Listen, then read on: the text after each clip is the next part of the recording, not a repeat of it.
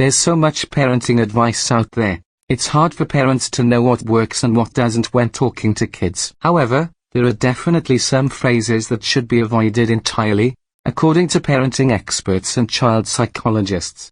It's my way or the highway. According to a study, children of authoritarian parents, ones who demand compliance from children without an explanation of why they've established rules and standards, are more likely to be disrespectful and get themselves into trouble. They say having rules is fine, but respectful, two-way communication with your kids is also important. You should be ashamed of yourself. Not only is shame unhealthy for people of all ages, it can make kids who have high self-esteem act aggressively.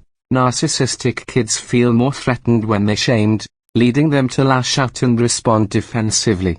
You're perfect. If your child has low self-esteem, you might think it's a great idea to praise them highly when they do something well. Not so. Instead, it might make them anxious about having to meet high standards, which can lead to avoiding new challenges.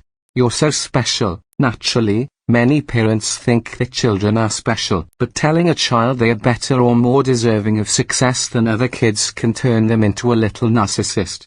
Narcissism isn't just garden variety high self-esteem, but the belief that others are not as good. You'll always be my little girl/boy. It's natural for parents to want to protect their kids from harm, but it's important to help them develop the skills and emotional resources needed to grow into independent adults. Otherwise, they may develop Peter Pan syndrome, the desire to stay in adolescence forever, avoiding life's responsibilities and challenges. Everything's okay, I'm not upset.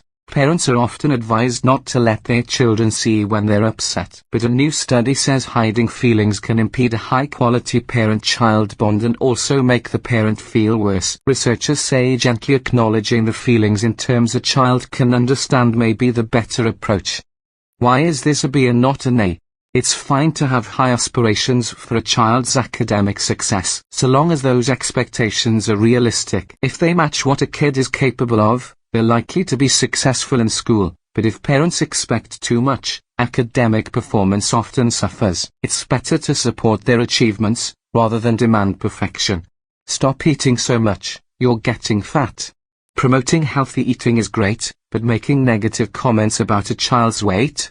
Not so much. Women whose parents make disparaging, weight-related comments grow up to be more dissatisfied with their bodies and may also have higher adult body weights. Instead, get kids involved in food preparation and enjoyable physical activity. Eat your spinach, it'll make you strong. Of course, children should eat healthy foods that will help them grow and thrive. But telling kids that a food is good for them can actually make them want to eat less of it, not more. As a parent, you should focus more on the enjoyable taste of the food, not on its nutritional benefits. Ugh, I'm so fat, I need to go on a diet. Kids hear and internalize what parents say, and hearing a parent speak negatively about their body weight or eating habits can lead them to believe that they also need to restrict food at a time when they're growing, or that exercise is a punishment, not an enjoyable part of a healthy life. Wait till your father gets home. This phrase is so common, it was the name of a cartoon in the 80s, but delaying consequences for negative behavior just gives defiant children time to rev up and become more likely to avoid taking responsibility for their actions. Immediate, appropriate consequences are more effective in helping children learn. Stop it or else I'll, and then you don't. Kids learn quickly that if you give them an if, then statement, but never follow through, they can safely ignore you and keep misbehaving. Parents should be consistent with discipline if they want it to actually work. You're so smart.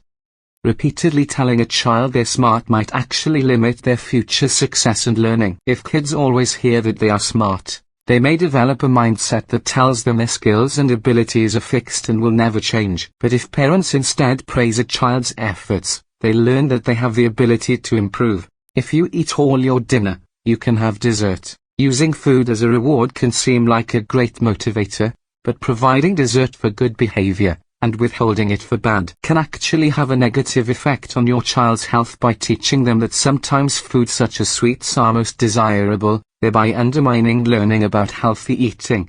Because I said so. This phrase just plain doesn't work and only creates a power struggle with your child. There are 4 alternative solutions to deal with bad behavior, all of which still seek collaboration and respect from your kid. but also offer it in return. Those are the rules, and they're not open for debate. Kids definitely need rules, because they help prepare children for the world and provide a sense of stability and order. But strict rules implemented without discussion or consideration of a child's personality or needs can increase conflict, whereas allowing your child some input might actually improve their compliance. You're just lazy. If a child sleeps all day, refuses to do chores, and never wants to go anywhere, it could be tempting to call them lazy. But doing so is unhelpful and shaming, and may not even be true. Lack of motivation can have many causes, including stress, boredom, and disorganization, so it's important to look for the root of the issue.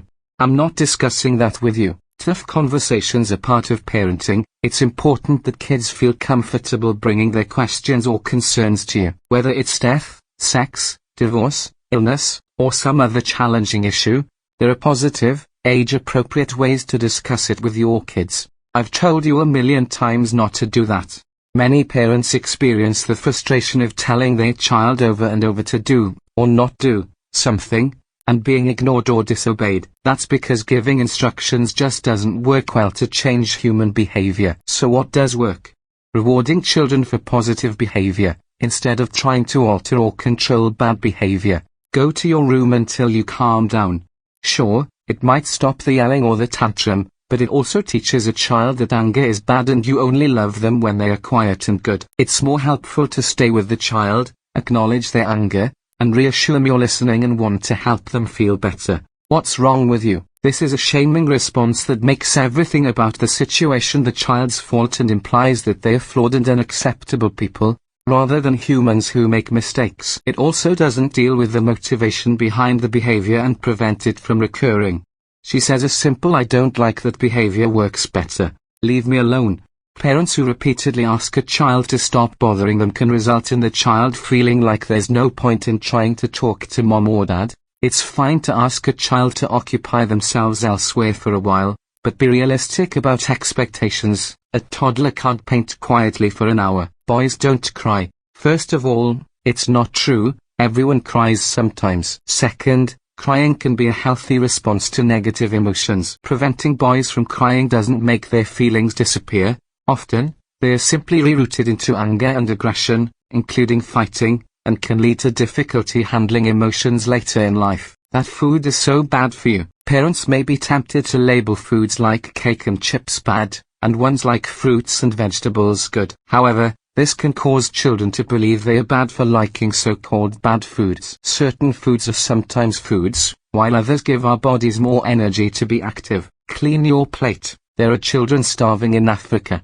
Children, like adults, have sensations that help them know when they are hungry and when they are full, so insisting they clean their plate teaches them to ignore their own hunger and satiety cues and overeat. If kids say they are full, it's okay to let them stop eating. You don't want to get fat, do you? Many parents worry about child obesity, and the media feeds into that fear. But Parents Magazine says if kids grow up believing it's terrible to be fat, they may be at risk of developing an eating disorder or spending their lives dieting and feeling bad about themselves. Instead, help kids learn about healthy eating, body positivity, and joyful movement. Yeah, I did drugs when I was younger. Parents might think telling a child about their past makes them more relatable. But if they are hoping to prevent a child from experimenting with drugs, these efforts are more successful if parents don't tell kids what they did when they were younger. Instead, deliver a strong but positive anti-drug message. Good job, this one, and its variants well done.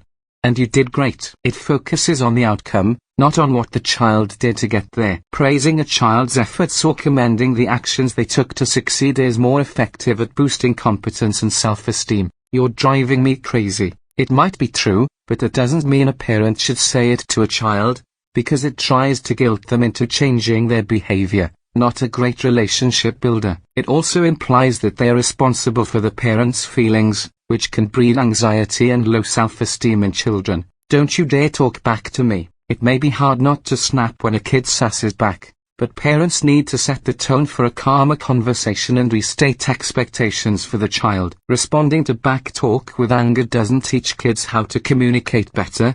In fact, if we react disrespectfully to their rudeness, we perpetuate the behavior. Stop crying right now.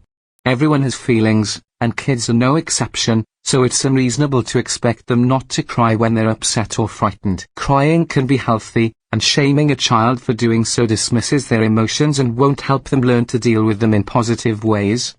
Stop whining. Asking a child to stop whining rarely works. Far more effective is preparing for future problems by calmly informing kids that whining won't receive a response. Then follow through when they start, by leaving the room and not engaging with them until the whining stops. I have to yell at you to get you to do anything.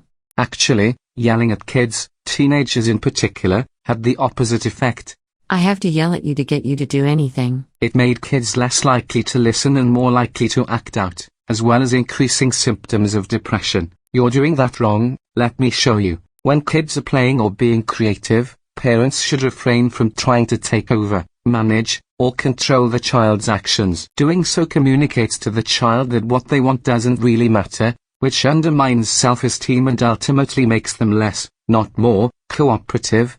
You're so stupid, klutzy, selfish, scatterbrained. Whatever the word, when a parent labels their kid, that label has a way of sticking in their mind and getting internalized. It's more constructive to focus on the problematic behavior rather than attributing it to a child's essential self or personality and having them go through life thinking they are stupid. You will obey me. Obedience may seem like a wonderful trait in a child, but total obedience can erode a child's ability to stand up for themselves in dangerous situations and prevent them from learning to take responsibility for their actions. Instead, parents should try to build relationships with their child based on respect and cooperation. Do whatever you want. Parents who never say no to their kids are in for as many challenges as those who never say yes. Children need to learn self-discipline and require limits and boundaries to stay safe and gain confidence. Without them, they may feel as though their parents don't care about their well-being. Well, you really screwed that up. Everyone makes mistakes, and kids make a lot of them, so how a parent handles these instances is important. It's best not to express anger or threaten to withdraw love from a child when they make a mistake, but instead empathize with them and gently ask what they might do differently next time. Why can't you be more like your sibling? It's tempting to try to push an underperforming or misbehaving child to do better by comparing them to their siblings. But in comparisons there is always a winner and a loser. All children, like adults, are individuals and have their own strengths and weaknesses. When I was your age, when a parent sets themselves up as a good example to follow, especially to older kids or teens, the child may feel put down, and they'll probably just tune it out. Older children are in the process of trying to grow into individuals, and a parent's job is to help them do just that. You can't be hungry/thirsty/tired. If a child tells a parent they feel something, don't deny their feelings, acknowledge them. Whether or not their specific need can be met at that time, for a snack, a glass of water, or a nap, it's important that children feel heard and understood by their parents. Say thank you to your aunt, or whoever. Public coercion and reinforcement of manners is probably not the best way to develop polite kids. Instead, prepare kids for social situations ahead of time. Help them figure out what to say, and debrief afterward to see how it went and plot strategies for improvement. Don't do that. If a child isn't listening when a parent reprimands them, that energy may be redirected by informing them what behavior would be preferable, rather than what not to do. If they're running, ask them to walk. If they're throwing things, ask them to sit down and hold on to the object, and so forth. That happened to me and I turned out fine. When a parent dismisses a child's experience or sadness by saying they had a similar experience and it didn't hurt them, it diminishes the child's feelings and makes them feel alone. Instead, parents can ask how they feel and find commonality in a shared emotion, like telling them about a time they did feel scared or sad. I'm not your parent, I'm your friend. Parents who try to act like their child's friend often make mistakes like oversharing and setting inadequate limits or boundaries. When parents treat their kids like their friends, revealing their vulnerabilities and worries, the child may become anxious and feel as though the parent needs them for advice and support, instead of the other way around.